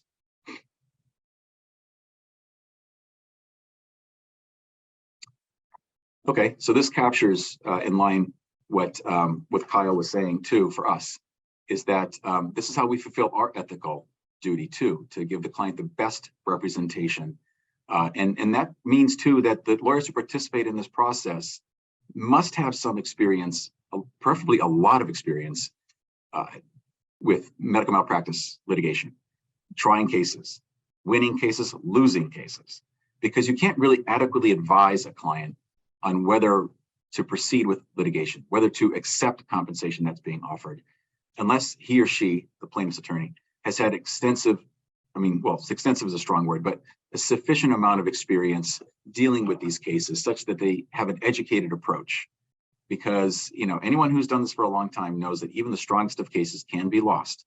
So you have to not delude your client. You advise them of the risks of going forward should they choose to go forward when there's minimal compensation or not insufficient compensation offered.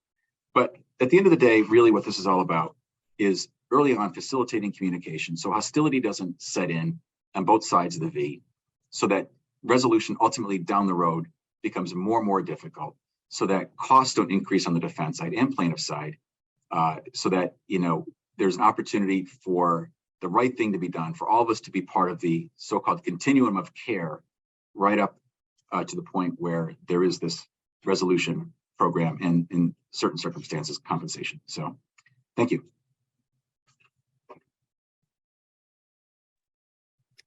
Thank you, Jeff. That's I think such valuable wisdom. So now we've turned to the portion of the webinar, which is a panel discussion questions. And I'll turn to Paulina and Karen to see if there's been any questions in the chat.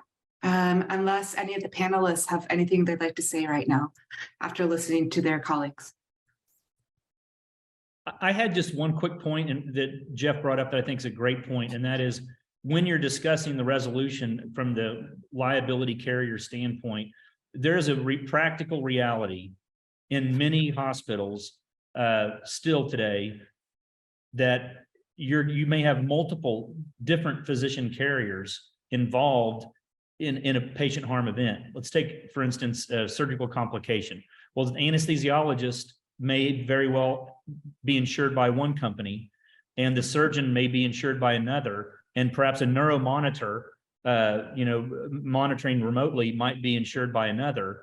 And then, so it is really important to recognize the realities of early involvement of the various players, because sometimes you need time to get everybody on the same page. And if just one of those carriers doesn't buy in, it makes the process more difficult. And so I think that's just a practical reality. It's improving as more physicians are being integrated. And particularly with agency, many plaintiff lawyers won't even sue the doctor individually if there's agency like the radiologists, ER docs, and so forth. But that is a reality that needs to be adequately, I think, considered by plaintiff lawyers, defense lawyers, and those representing institutions. and encourage their buy-in in advance, get them involved in anyone insuring doctors in your hospital needs to be someone you're expecting to receive education and information and buy-in for your CRP.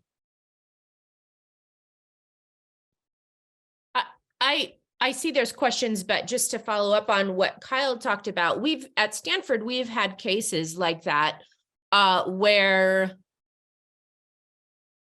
an event happens, nurses are involved, there's a nurse involvement in something that's determined to be a bad outcome that was preventable, but there's also a physician involved who has hospital privilege as an insured by somebody else. And what our approach is we say, hey, we're going to move forward with this approach. We want you to participate. And sometimes they say yes, sometimes they say no.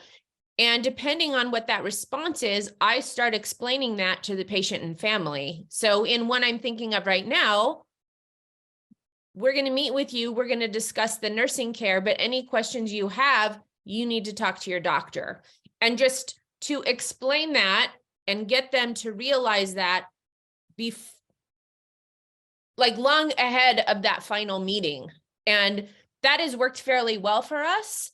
A couple of times we've even had the other insurer not want to be involved, but then contributes to the compensation and the settlement. But it's just helpful if you move forward with let's have no surprises for anybody. And that's kind of the approach that I take when I talk with patients and families through this process is setting expectations. This is what's coming. This is what's coming.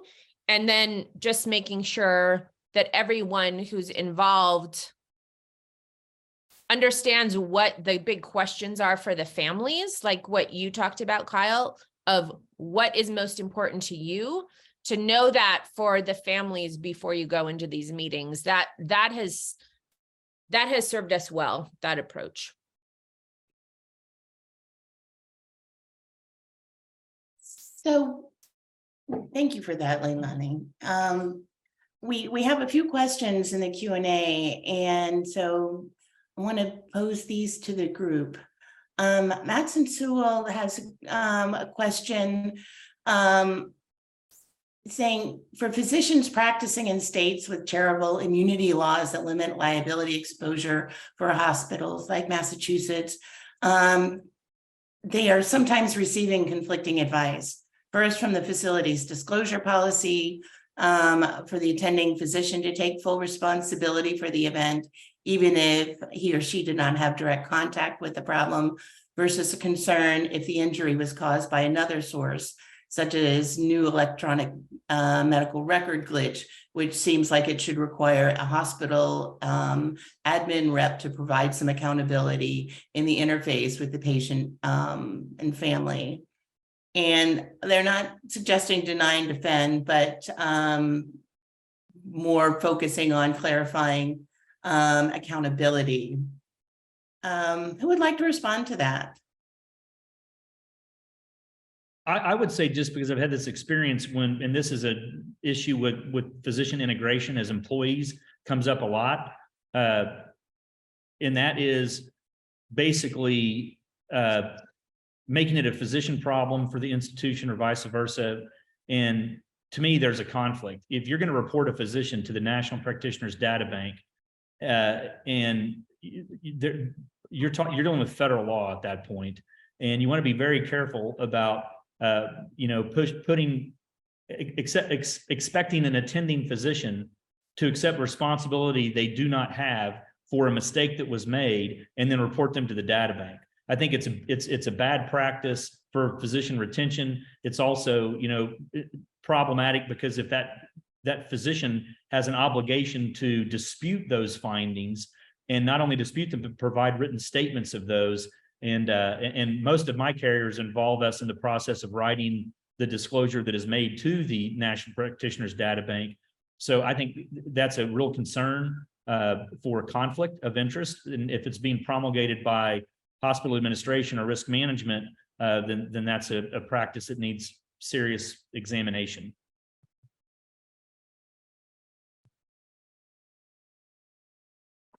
We have another question from Shelby Rowley. Has there been much data experience on how CRP affects outcomes when patients are pursuing claims pro se or in small claims court settings? We've been seeing an increase in these.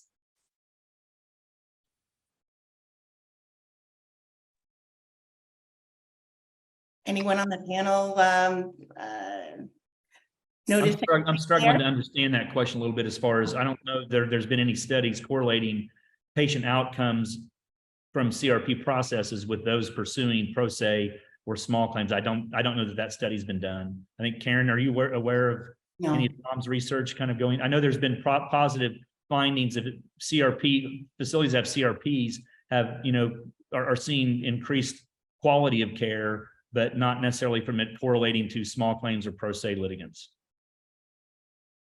It does raise a concern I have sometimes, though, that some hospitals, I know firsthand, aren't fulfilling their responsibility to encourage, as Massachusetts MacRME does, for patients to get an attorney to assist them through the process. And I know that because I've had people come to me, not through the hospital, which, by the way, in Massachusetts, we have an attorney list of attorneys who are dedicated to this process. It's right on our website. And the attorney list is there so that when something adverse happens, that the patient can be provided with attorneys who are familiar with the CRP process and who have signed on to the concept of this process, such as I've been articulating it, and who also watched a video that fully explains it. It's not always the case that the hospital takes that step. And so I one time got a referral via another source from a young woman who didn't speak English, who was told that she was approached by the hospital about compensation without being told to get a lawyer, which presents all kinds of problems, because the compensation necessarily means a release that has to be signed and therefore interpreted it, which oftentimes includes a disclosure statement, which maybe needs to be negotiated out or at least described to the patient. And then also there's liens to be taken, Mass Health or Medicare liens, and yet another concern about having someone pro se. So that's not really an answer to the question, but it does raise something that's really important to this whole teenager example, where they can go rogue. You have to make sure that when this process is in place, that patients of all walks of life, especially those who maybe don't have English as their first language, or elderly patients who may be very healthy, hopefully, but maybe have some other cognitive decline of some kind, that these folks are encouraged to get a lawyer to assist them through what can be a very confusing resolution process, if in fact there is resolution that's offered. Yeah, thank you for that. We have an attendee who asked, how would you recommend organizations proceed in unfavorable malpractice environments where there are numerous plaintiff attorneys that are not interested in participating in CRP processes? I guess I'll take that, but because I've experienced it, many times, and you have to keep getting the word out via these kinds of webinars, encouraging people to send out a LinkedIn to get people to join these things, because this is the future, and there's so much opportunity here for us to do well by doing good, right? And so I think that's how we have to think of it. And I think that's something we all have an obligation to do, just continuously get the word out that, these things can be very beneficial to everybody involved. But other than that, I mean, on the attorney list, I've mentioned this to folks whom I know are very invested as not just plaintiffs' attorneys, but patient safety advocates. There are some very successful lawyers in Massachusetts who are not on that list, very successful lawyers not on that list, because they have a different mentality, and I know that to be the case. And so, there's just some people who are never going to join. But there are a good number of us who see the benefits. I think that's a great point, Jeff. And to me, I think it reinforces the point that on the hospital side, if you're concerned about, you're seeing, the same plaintiffs, lawyers, and firms over and over again, take them to coffee. It's easy to be distrustful of a process that is hidden from you. And in my 27 years of doing this, 25, 23 of that was where I would never want a plaintiff lawyer to know about the morbidity mortality process or peer review, how it worked, who was on it, anything like that.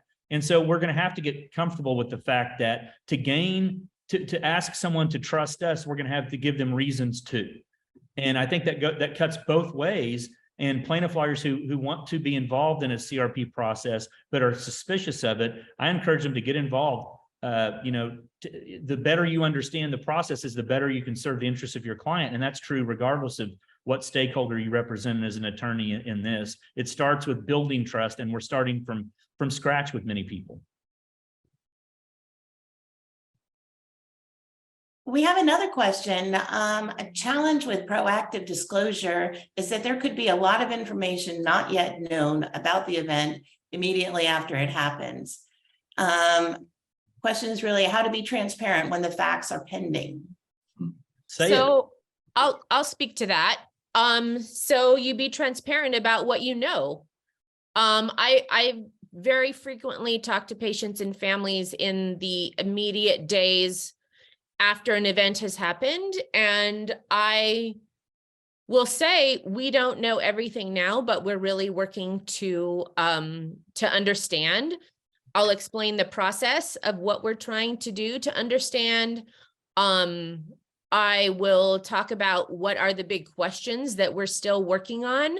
So, I mean, and that's just telling the truth, right? It's being honest that sometimes we don't know everything at the start. I think most of the time we don't. If when I hear, oh yeah, this is exactly what happened, I'm a little skeptical when I hear that kind of certainty from the outset. And going back to what Kyle just said is, to gain trust, you need to give me a reason to trust you.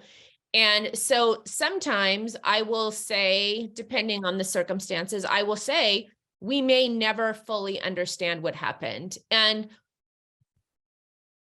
that, I mean, it's just true, right? And so that's never really been a problem for us, is saying we don't understand everything right now. Where it is a problem is if you don't talk to them again after that, that you need to follow up. You need to stick to your word of telling them that you will move forward and let them know. But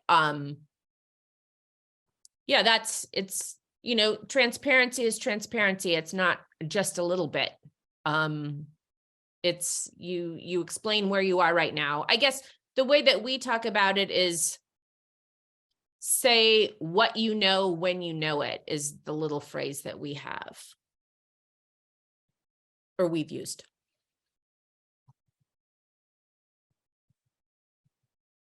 We don't have any more pending questions, although Shelby said that she'd like to be a fly on the wall to watch one of these processes from start to finish.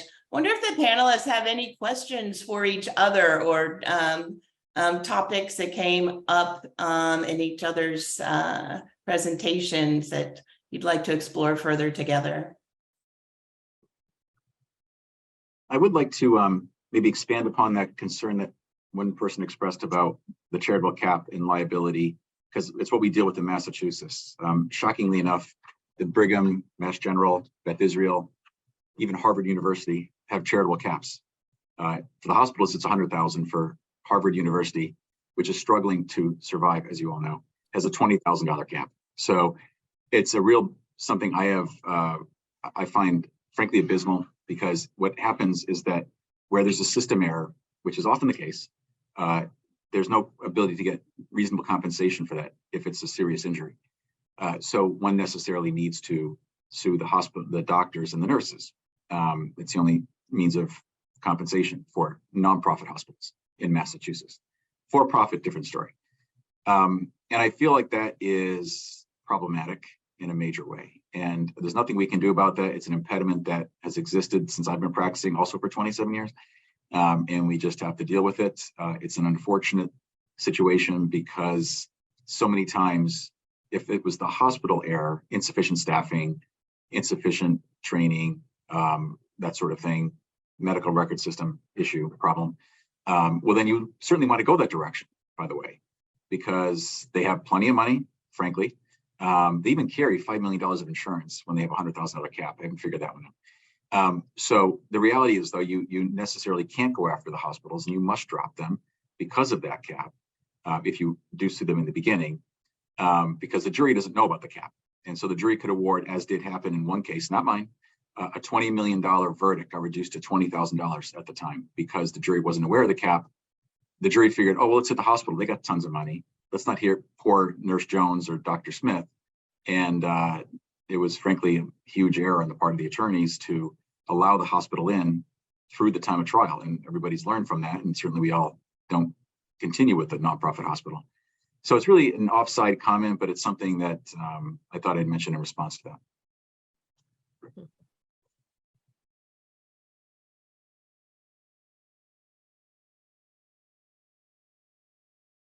I guess something that I think about, and I've talked with Jeff about this, is a lot of patients.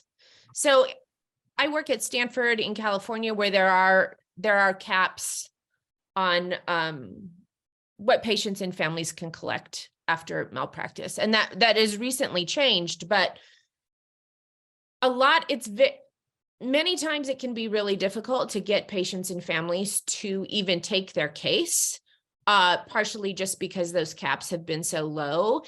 And that's where I really think these programs can be valuable, where people have had bad things happen to them, but they can't get an attorney to help them, but nonetheless, they still want to understand, and they have been injured, and there are damages. They're just not in the multiple hundreds of thousands of dollars. And that's where another place where these kind of programs can really be helpful is where patients and families, you treat them honestly, you set expectations, you tell them you're going to need to sign a release, and you tell them this months ahead of time so they can find themselves attorneys to help them review them.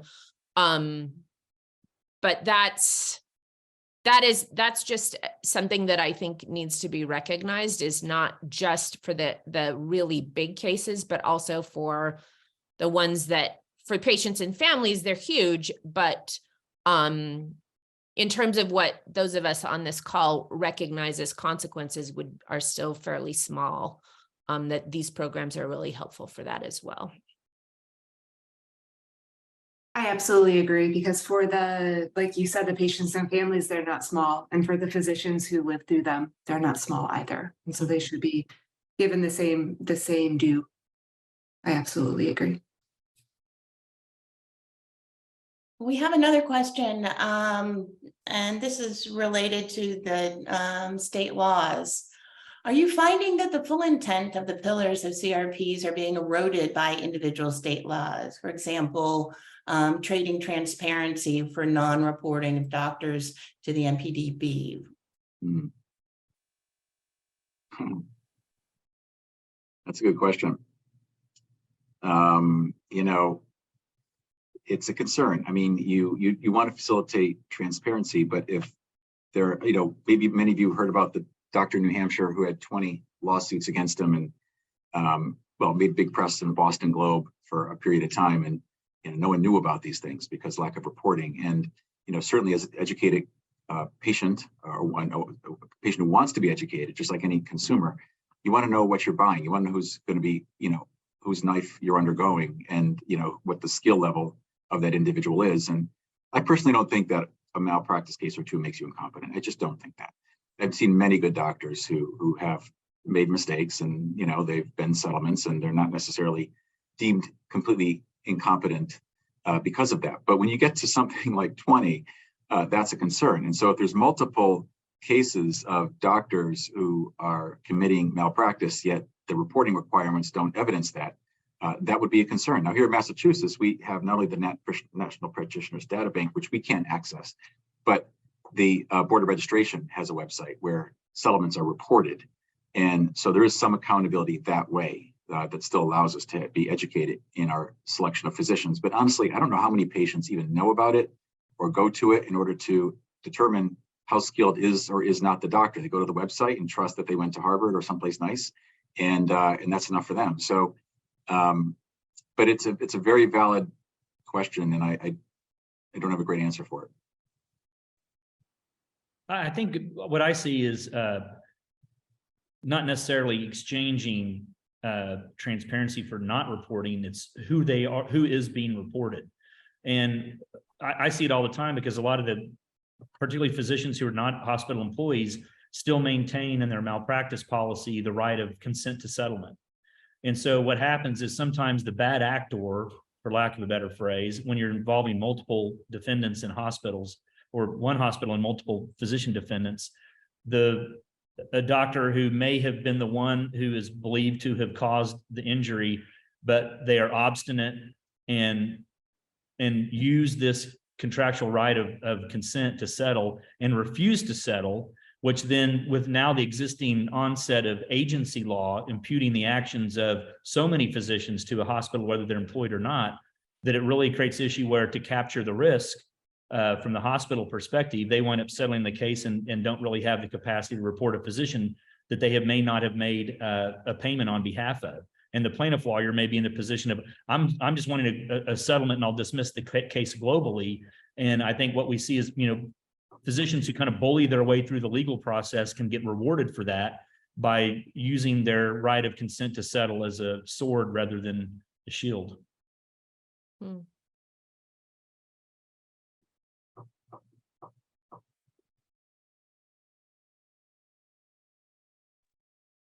Karen, I'm cognizant that we are approaching our time, and so I'm just going to go through our last couple of slides. First is just to let folks know about the PAC Collaborative and to really encourage all healthcare systems to join. So contact any of us if you're interested in that, and you've seen some of the resources from the PAC Collaborative on this webinar. The second is just to share a couple of additional CRP resources as well, including the website for the collaborative, the website for the PACT, and then the website for MACRME. The third is really an invitation. Please get involved. We hope that we have lit a fire under you in this webinar and really shared how vital this movement is. And we really welcome new members to the Attorney Alliance. So I'm including here the website for the Attorney Alliance as well as the email. And please reach out to us. We would love to have you join. Finally, an important thank you. And Leilani mentioned this at the beginning as well, but a huge thank you to Dr. Thomas Gallagher at the University of Washington, who is sort of the main player in all of this. So thank you to Tom.